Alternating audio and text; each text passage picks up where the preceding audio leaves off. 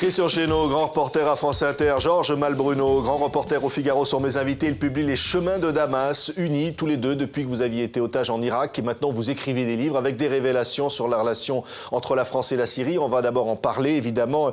Est-ce qu'il y a véritablement, Christian Chesneau, un véritable aveu d'échec de la diplomatie française en Syrie ?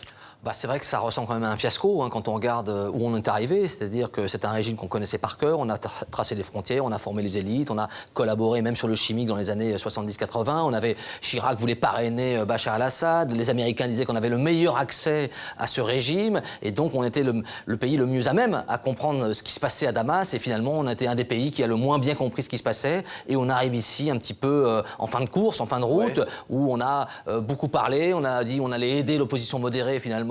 On ne lui a pas livré des armes, on devait frapper Bachar en 2013, on n'a pas frappé, on devait même plus récemment ouvrir une ambassade pour l'opposition syrienne, on ne l'a toujours pas ouverte. Oui, ça veut dire une diplomatie véritablement invisible, Georges Malbruno ? Oui, c'est une diplomatie qui a fait fi de la réalité, quoi. La réalité, c'était effectivement un régime féroce, une dictature qu'on connaissait avant 2011. Et en 2011, lorsque la révolte a éclaté, eh bien, la diplomatie...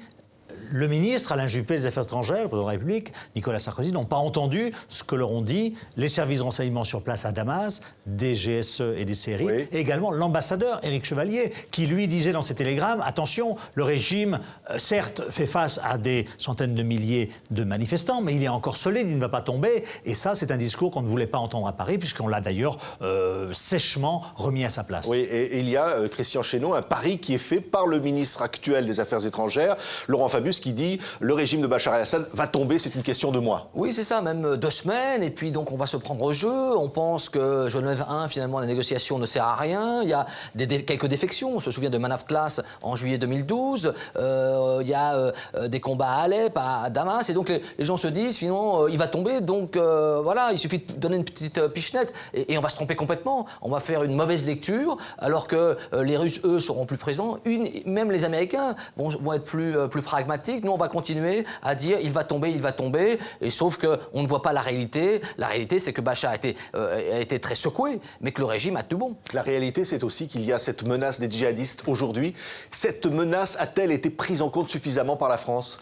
Elle a été prise en compte, elle a été sous-estimée un petit peu au début, justement parce qu'il ne fallait pas en parler pour ne pas donner l'impression qu'on faisait le jeu du régime de Bachar el-Assad. On a un petit peu... C'est un djihad qui est à la fois facile, parce qu'il suffit de prendre un billet d'avion Paris-Istanbul, et un djihad qui a été aussi autorisé au début, parce qu'il y a eu cette phrase malheureuse de Laurent Fabius en août 2012, quand il a dit « ce monsieur ne mérite pas d'être sur Terre ». Donc finalement, c'est de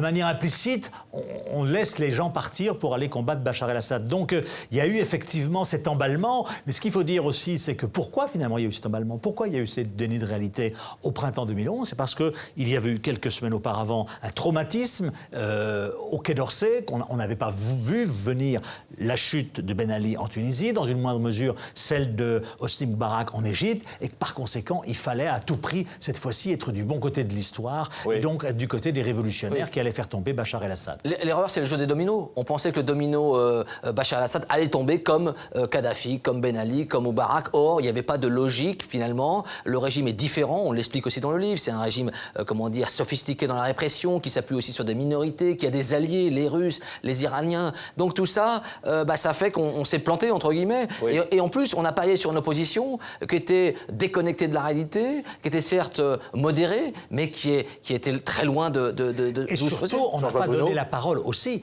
à ceux qui connaissaient le dossier. On cite tous les experts de la Syrie, et Dieu sait s'il y en a, puisque, comme Christian l'a dit, on a créé ce pays. Donc, les anciens diplomates, les anciens ambassadeurs, Jean-Claude Cousteran, patron de la DGSE, ambassadeur à Damas, général Rondeau qui préface ce livre qui connaît la Syrie depuis 30 ans, Claude Guéant d'ailleurs aussi qui était à l'époque près de Nicolas Sarkozy, n'ont jamais eu leur mot à dire parce qu'eux-mêmes disaient attention, ce régime féroce ne va pas tomber demain, contrairement à ce que vous dites. Des erreurs politique, appuyé par des rapports que vous dites gonflés pour soutenir la parole politique, et finalement un système qui se mord la queue quelque part et finalement persiste dans l'erreur? Ben oui, parce que là, on a la preuve par 9, c'est-à-dire qu'on est en train d'aider les Kurdes irakiens, on livre des armes, en tout cas la France livre des armes aux Kurdes irakiens, et on ne livre pas des armes aux Kurdes syriens parce que ils ont pris une position assez ambiguë par rapport à Bachar, et donc il y a une espèce de deux poids deux mesures, et donc là on est un peu au bout de notre politique, on est dans le ni Bachar ni Daesh, mais au milieu il n'y a rien. Oui, alors Georges Malbruno, vous racontez dans ce livre, on vient de loin,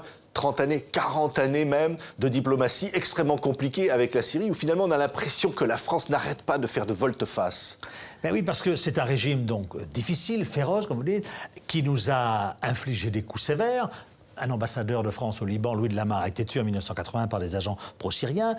3 ans après, François Mitterrand, par pur réel politique, va à Damas en se disant « où on leur fait la guerre, mais on n'a pas les moyens, donc on leur parle ».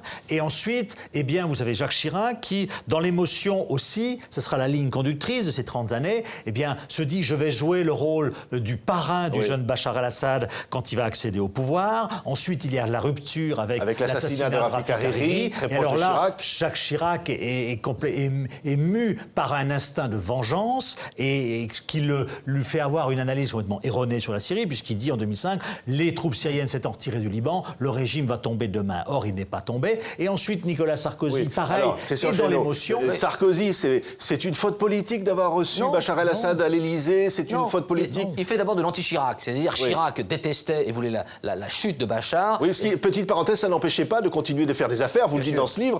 Après l'assassinat de Rafik Hariri, on livre encore des hélicoptères. Exactement. Oui. Mais Sarkozy a sans doute eu raison de reprendre langue avec le régime syrien, parce que c'est quand même un pays clé sur la scène du Moyen-Orient, si on veut parler de paix avec Israël, avec les Iraniens, etc. Sauf qu'on a été dans l'excès. C'est-à-dire que très rapidement, on déroule le tapis rouge, on veut lui vendre des Airbus, etc. Donc encore une fois, c'est l'excès Chirac dans la haine de Bachar, et après on a l'excès Sarkozy dans une sorte d'amour. Il faut rappeler que le 10 décembre 2010, donc quelques mois avant le début des incidents et de la révolte en Syrie, Bachar et Asma sont reçus par Carla Bruni et Nicolas Sarkozy et Claude Guéant à l'Élysée. Ils déjeunent entre amis, on s'échange des cadeaux, on est vraiment dans l'intimité. Et 3 mois après, eh ben on passe dans la haine absolue. Donc ça veut dire la possibilité d'entendre, j'allais dire, une diplomatie finalement qu'on ne comprend plus, qu'on ne peut plus comprendre. C'est-à-dire, je crois qu'on assiste depuis un certain temps, comme nous l'ont dit un certain nombre de diplomates ou d'anciens diplomates qui sont des connaisseurs, à un décrochage dans l'analyse française sur le Moyen-Orient, parce qu'on fait, comme nous le dit fort justement Hubert Védrine, on a été dans l'irréel politique et non pas dans le concret, dans la réelle politique. Parce qu'on ne peut pas se comprendre, on n'a pas parce qu'on fait de l'idéologie, on a les bons et les méchants. Il faut placer le curseur peut-être au bon endroit, on l'a placé dans les excès, donc forcément ça produit une politique zigzagante. Merci Christian Chesneau, merci Georges Malbruno. Les chemins de Damas, le dossier noir des révélations donc, de la relation entre la France et la Syrie, publié chez Robert Laffont. Merci d'avoir été nos invités. Merci.